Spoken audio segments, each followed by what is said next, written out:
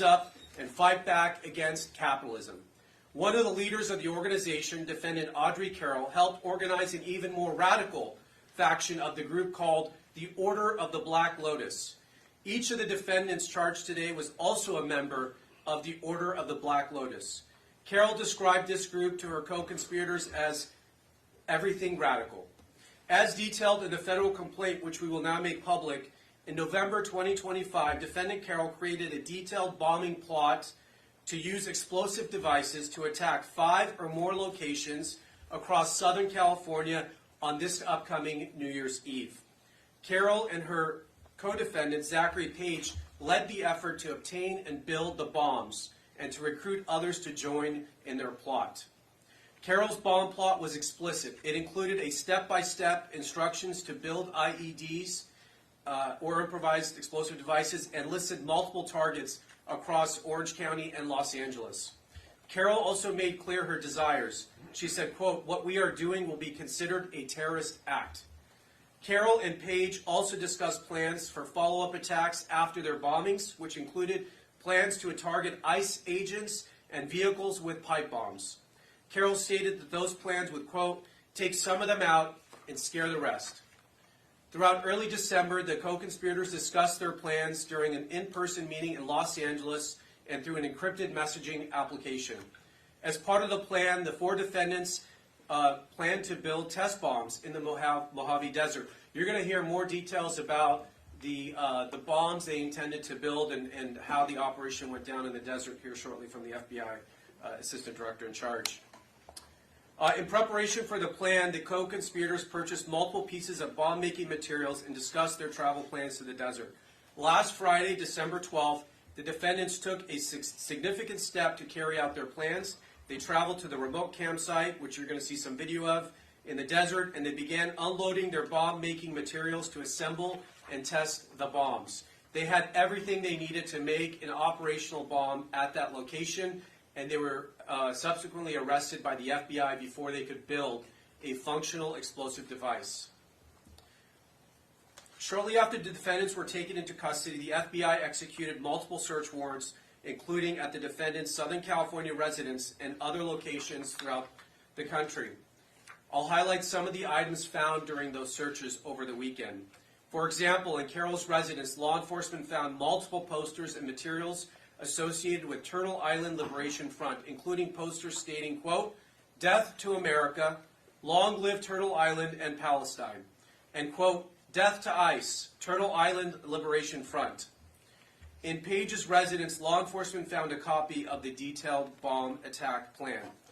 This case is another reminder about the dangers that radicalized Antifa-like groups pose to public safety and the rule of law. Through the tireless work of our prosecutors in my office and our law enforcement partners, which you will hear from today, we disrupted this terror plot before buildings were demolished or innocent people were killed. But this is not the end of our work. My office is committed to extinguishing the far-left terror threats that we face and will continue to work 24 hours a day, 7 days a week. The 4 defendants arrested will make their initial appearance this afternoon at the federal court in downtown Los Angeles. They are each considered innocent until proven guilty. I will now turn it over to the Assistant Director in charge of the FBI LA office, Akil Davis. Good morning. Again, my name is Akil Davis. I'm the Assistant Director in charge of the FBI's Los Angeles Division. As we're all aware, we've had a busy weekend in this country and abroad with bad news incidents one after another. Today we are announcing a major victory in our collective effort to protect the American people. The FBI's Joint Terrorism Task Force intercepted a scheme by members of a violent extremist group we believe determined to detonate explosives at multiple businesses on New Year's Eve. Last Friday, the FBI arrested 4 of those subjects near 29 Palms in San Bernardino County while they planned and rehearsed their attack. The 4 subjects are members of a radical faction of the Turtle Island Liberation Front, TILF, a violent, homegrown anti-government group. The subject arrested envisioned planting backpacks with improvised explosive devices to be detonated at multiple locations in Southern California, targeting U.S. companies. These bombs were to blow up at the same time on midnight this New Year's Eve.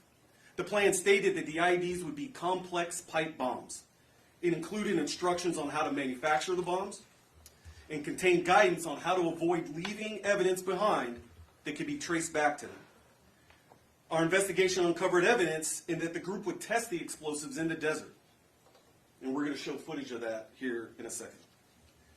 We learned that the alleged co-conspirators had recently started acquiring precursor chemicals and other items necessary to accomplish this task. In recent days, the alleged co-conspirators discussed plans to travel to the desert on the 12th to detonate the explosives. Knowing this, the FBI's JTTF and the FBI Los Angeles field office staged multiple SWAT teams, special agent bomb technicians, our evidence response team, along with the FBI's elite hostage rescue team in the desert to disrupt this plan before any harm could occur. Because of this, we were able to disrupt their plan. All 4 group members were taken into custody without incident. The TILF Instagram account publicly posts content that advocates for violence against United States officials. A recent post called for a revolution and asked for supporters to organize and be ready. The FBI, as you have seen here, can also organize and be ready. We could not have accomplished these arrests without the exceptional assistance from our partners on the Joint Terrorism Task Force. I specifically want to thank the following agencies, as you see up here today: the Los Angeles County Sheriff's Department, the Los Angeles Police Department, the Palm Springs Police Department, along with the San Bernardino County Sheriff's Department. I also want to recognize the following FBI field offices as this investigation crossed the entire country: the New Orleans Division, the Buffalo Division, Indianapolis Division, and the Boston Division, who, as you all know, have had their hands full this weekend. In fact, an additional was arrested by our partners at FBI New Orleans in support of this investigation. I will now turn it over to the Los Angeles Police Chief, Jim McDonough. Well, thank you, and good morning, and we appreciate you being here today. The Los Angeles Police Department is proud to stand alongside our federal, state, and local partners today to announce the arrest stemming from a coordinated domestic terror plot. The case underscores the persistent threat posed by extremist groups and individuals, as well as the critical need for law enforcement agencies to remain vigilant in protecting our communities. The successful disruption of this plot is a powerful testament to the strength of our unified response, driven by the collaboration and tireless efforts of the FBI's Joint Terrorism Task Force, along with our allied agencies. Together, we have prevented a potential tragedy and reaffirmed our shared commitment to safeguarding our communities. I want to personally thank the dedicated men and women from every agency involved. Their relentless work over the past several days has ensured that those responsible were apprehended swiftly and safely and without harm to our neighborhoods. Thank you. I was going to call up Sheriff of Los Angeles County, Robert Luna. Well, good morning, everybody, and thank you for being here to cover this, what I believe is a very, very important story for our community. This successful operation was a result of quick, proactive investigative work, and I want to emphasize strong collaboration. And ADIC, Akil Davis, mentioned it and gave credit to all the law enforcement here in Southern California. It is better here, it always has been, than anywhere else in the country, and we're very proud to be part of the Joint Terrorism Task Force. For us at the Sheriff's Department, we've been part of it since after 9/11. Their ability to share intelligence across multiple agencies, investigating threats like this one, is second to none anywhere else. The way we coordinate with partner agencies and act quickly was critical to the success of this operation. And like I said before, there's no other area like here in LA County with our partnership that has been here for years with the FBI and LAPD and the other law enforcement agencies around us. Since this threat was uncovered last week, our Sheriff's Task Force officers and intelligence analysts working closely with our law enforcement partners have been working around the clock to verify information, identify targets, and piece together this plot that you've heard described. Their strong investigative efforts, sharp situational awareness, and rapid response ensured that this threat was stopped before it ever had a chance to be carried out. I'm incredibly proud of the professionalism and dedication shown by the men and women who worked tirelessly to bring this threat to an end before it could cause harm to anybody in our community. To our community, I know hearing about these incidents like this can be unsettling, especially in the light of the recent Brown University mass shooting and the Sydney, Australia terrorist attack. But today serves as a powerful reminder that strong collaboration between federal, state, and local law enforcement can prevent violence before it occurs. As we enter the holiday season, a time when families and friends come together across traditions, cultures, and beliefs, this incident is a stark reminder of the importance of vigilance and to be prepared at all times. There are individuals whose goal is to divide us, to instill fear, and to target the very diversity that makes our country strong. I want to be very clear, what you see here, this investigative work and the follow-up that's been done shows that they will not succeed. Our community's diversity is our strength, and protecting every member of our community is our primary duty.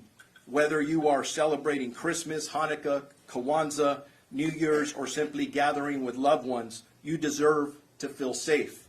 We are committed to ensuring that safety today and every day. We remain dedicated to protecting our entire community through ongoing intelligence gathering and threat assessments, strengthening partnerships across all of our agencies, engaging with the public to promote awareness, vigilance, and resilience.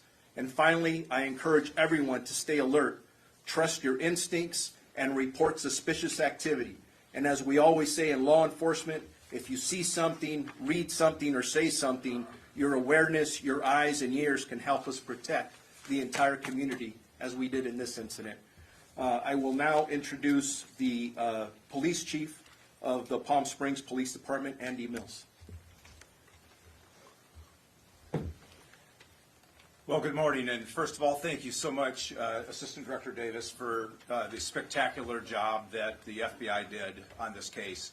We were just in a very supportive role, only making sure that the FBI had what they needed in the desert to execute their mission. But on a larger perspective, I just want our community to know that this gives me hope. It gives me hope because of the unified effort of all law enforcement, from the Sheriff's Office to LAPD, San Bernardino Sheriffs, and the FBI, working together to make sure that people like this are removed from the community so they can be prosecuted by the U.S. Attorney's Office, to make sure that all of us can live in peace. And this is what our mission is to make sure that there's hope in all of our communities. So thank you very much for the spectacular job that the A-team showed up and did. Yeah, I just want to reiterate that obviously there's some disagreements amongst our agencies over things like immigration enforcement, but when it comes to other areas of law enforcement where it matters to keep the public safe, whether that's protecting the girls on Figueroa Street or the Palm Springs investigation, there is no gap in the cooperation between the federal government and local government, and we do thank the sheriff, the police chiefs for your valuable assistance. It would be very difficult for us to do a lot of what we do without their assistance, so I do want to thank you, each and every one of you. With that, we'll open it up to a few questions. Oh, we're going to play the video. All right, play the video. And this is, the video is, do you want to describe the video? Yeah, I'll describe the video. So, as I mentioned in my talking points, on December 12th, a group of individuals, again, members of this anti-government group, traveled out to the desert to test their explosive devices. They had precursor chemicals there, and they were going to create these bombs in the desert. What they are starting to do is put their chemicals and wares and the components out on the table there.